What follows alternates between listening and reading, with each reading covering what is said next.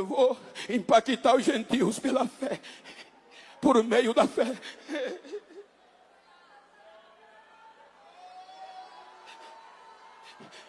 Havia um inimigo feroz da igreja. Tinha terminado o Beit Midrash aos pés do melhor mestre da lei de Moisés. Jovem, já era doutor, poliglota, descendente de nobreza, romano, cidadania, que não era fácil. Doutor Saulo de Tarso perseguia a fé dos cristãos.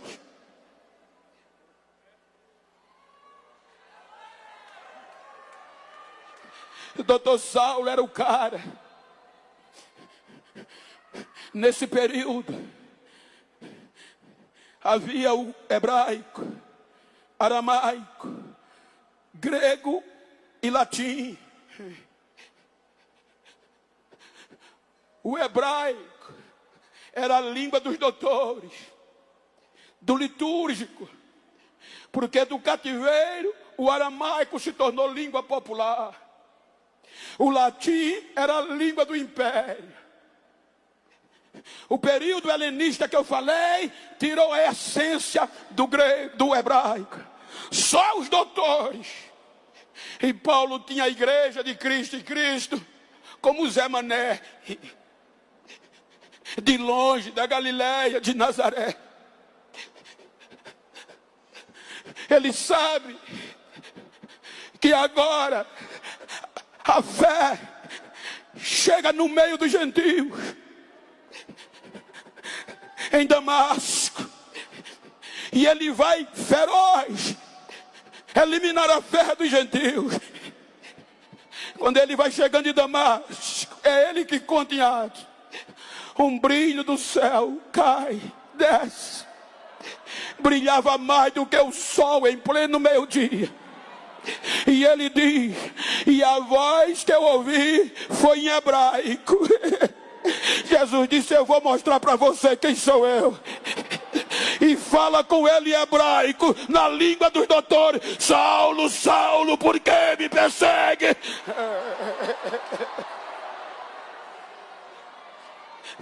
Ele é salvo para levar a mensagem aos gentios.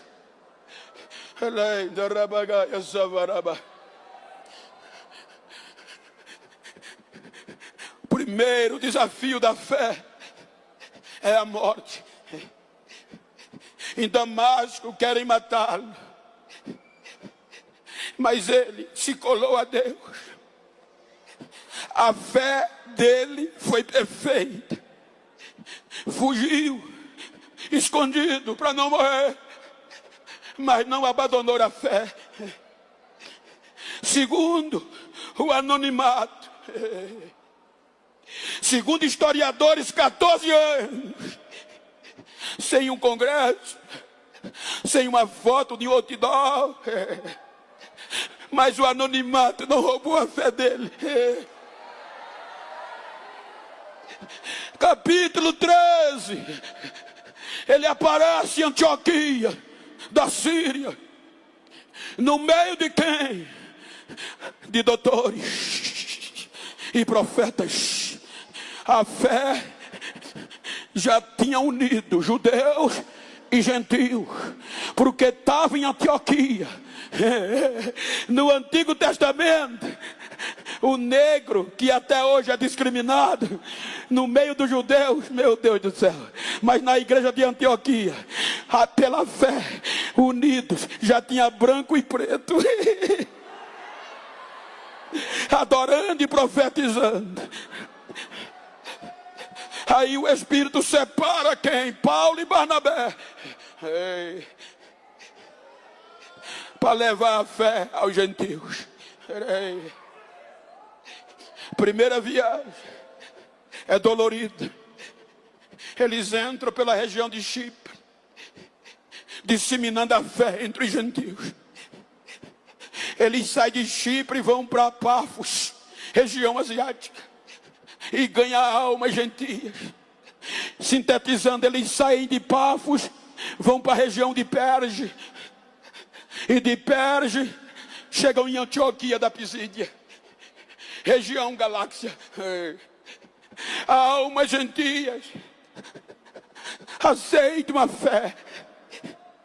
Os judeus, disse Paulo, Romanos 11, que eles se tornaram inimigos do evangelho por causa de nós. E aonde a fé era disseminada, eles tentavam dissuadir. Aí Paulo vai de Antioquia da Pisídia, me ajuda aqui baixinho, tecladista, para a região licaônica. A região licaônica tem 3 cidades: Icônio, Listra e Derbe. Paulo, pela fé, vai enfrentando expulsões, vai enfrentando desafios, mas não desiste. Chega em Icônio, prega a fé, e gentios aceitam a fé. 1000 quilômetros de Jerusalém, a fé já está sendo disseminada. Expulso de Icônio, prega em Listra e prega em Derbe. Quando ele prega em Listra,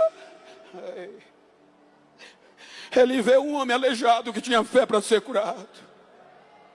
Ele diz: em nome de Jesus, pela fé levanta.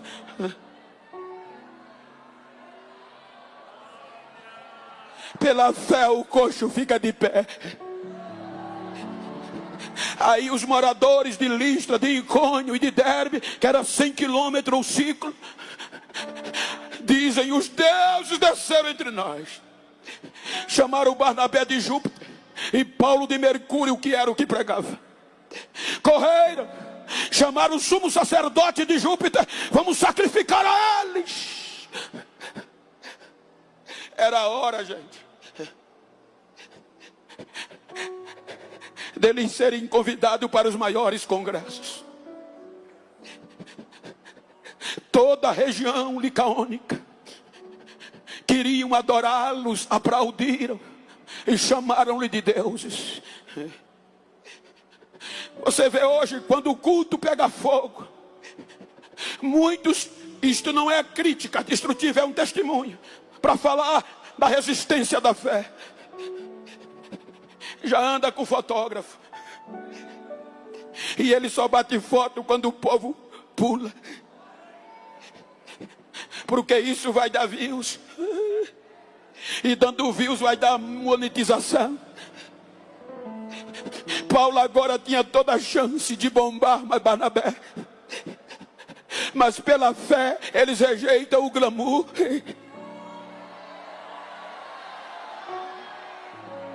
e começa a levantar a mão e dizer: gente, faça um negócio desse não, a gente só é servo. O milagre que esse homem teve foi por meio da fé, e quem faz não é a gente, é o Deus que a gente serve por meio do seu Filho Jesus.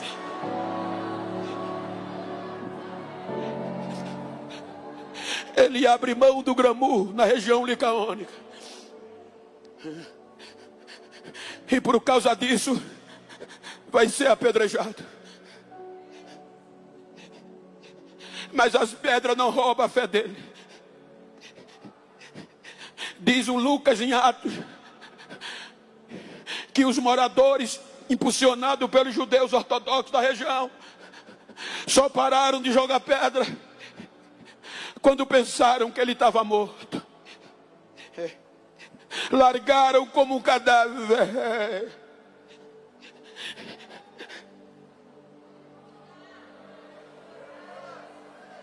Tinha tudo para desistir da fé. Só expulsões, apedrejamento e chicotadas. E hoje a gente quer desistir da fé porque não concorda com alguma coisa.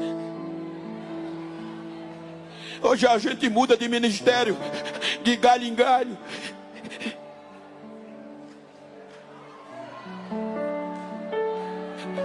Quando disseram já morreu, o sangue e as feridas, largaram ele. Aí em Listra, os irmãos vão lá e vê que ele ainda respirava. pegam ele, e segundo o escritor Plumer, ele faz um relato que levaram ele para as feridas ser saradas na casa de Lloyd, uma judia que tinha uma filha chamada Eunice e tinha um neto chamado Timóteo, de 16 a 17 anos.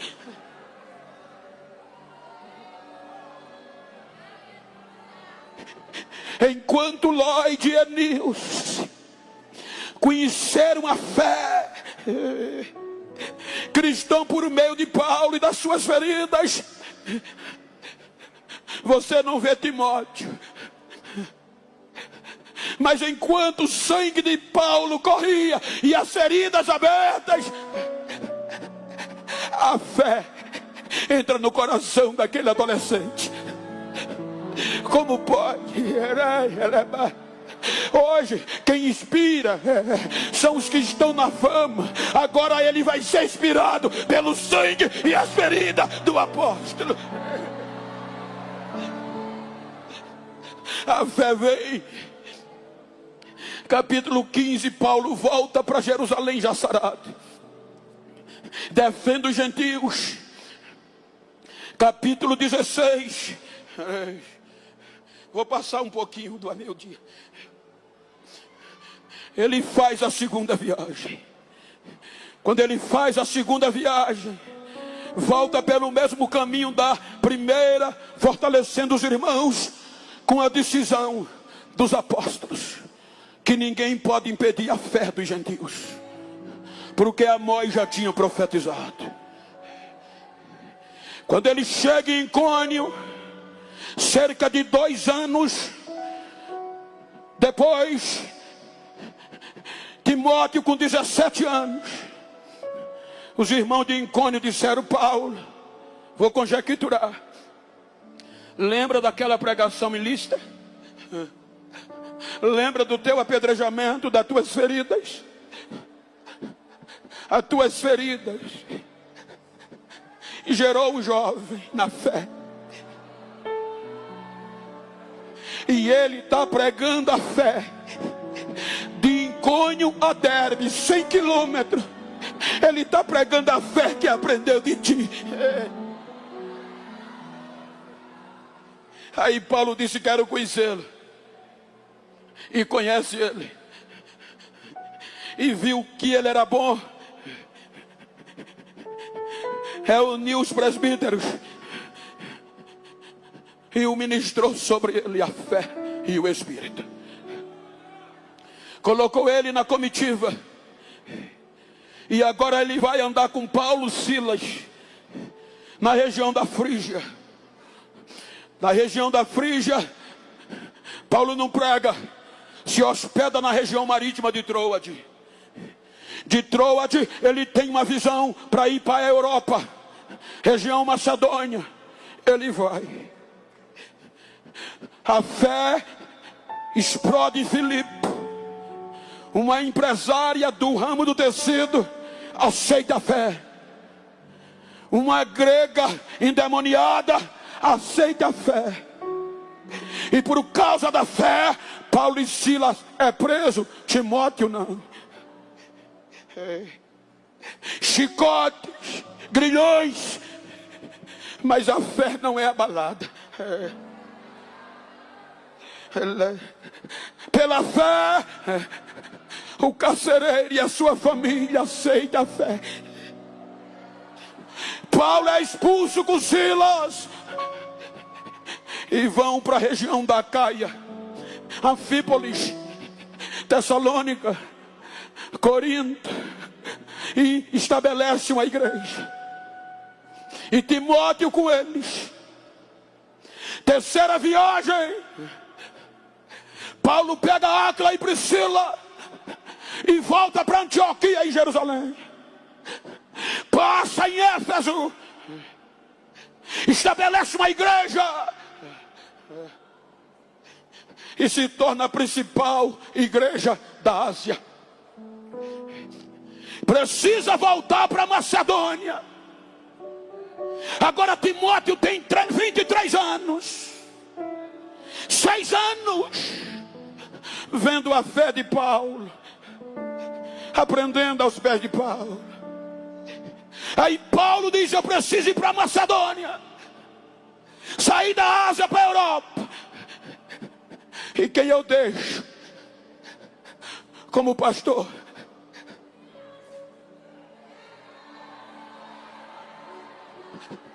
Timóteo. Ele estabelece Timóteo como líder da igreja em Éfeso. Ele está na Macedônia. Timóteo, 25 anos. Ele escreve a primeira carta. Eu te deixei aí, filho, para que ensine a alguns não pregarem outra doutrina acerca do que eu ensinei. Ele sabia que a responsabilidade era tão grande da fé, que no capítulo 4 da primeira carta, versículo 12, ele diz: não deixa ninguém desprezar a tua juventude. Ser exemplo dos fiéis. Timóteo completa 27 anos.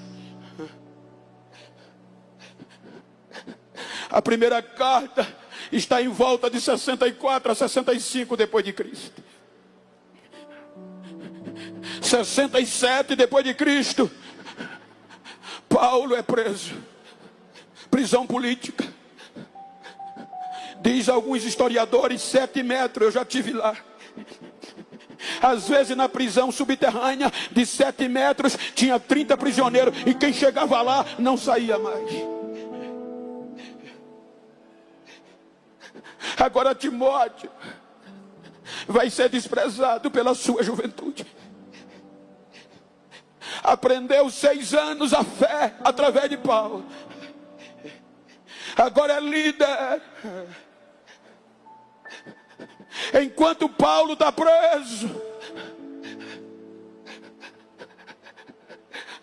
os irmãos, o problema não foi fora, foi dentro. Os irmãos começam a desprezar a sua juventude, começam a rir dele, dizendo: esse jovem não tem futuro, teologicamente é um fracasso. Alguns obreiros diziam: ele só está aí porque Paulo o empossou, mas merecimento ele não tem. Reunia grupo de irmãos depois do culto e tirava a fé dos irmãos, culpando Timóteo. A fé do jovem é abalada. E quando a fé vem, ele tem medo. E o medo é um sentimento de insegurança. Quando o medo bate, ele sente vergonha. O meu mestre prega a fé, mas só vive preso e apanhando. Pregar a ressurreição de Cristo é vergonha. Vou desistir, vou parar.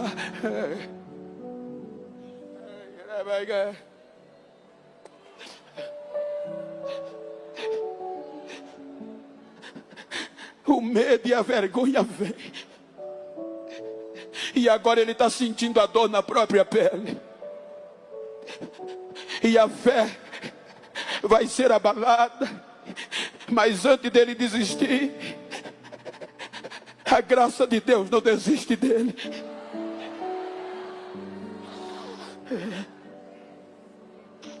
A graça de Deus vem no fracasso. Diga para quem está ao seu lado: mesmo que os homens, mesmo que os irmãos queiram roubar a tua fé, a graça de Deus não vai deixar. Eles apontam os teus defeitos, eles apontam as tuas deficiências, mas a graça de Deus vem a virtude.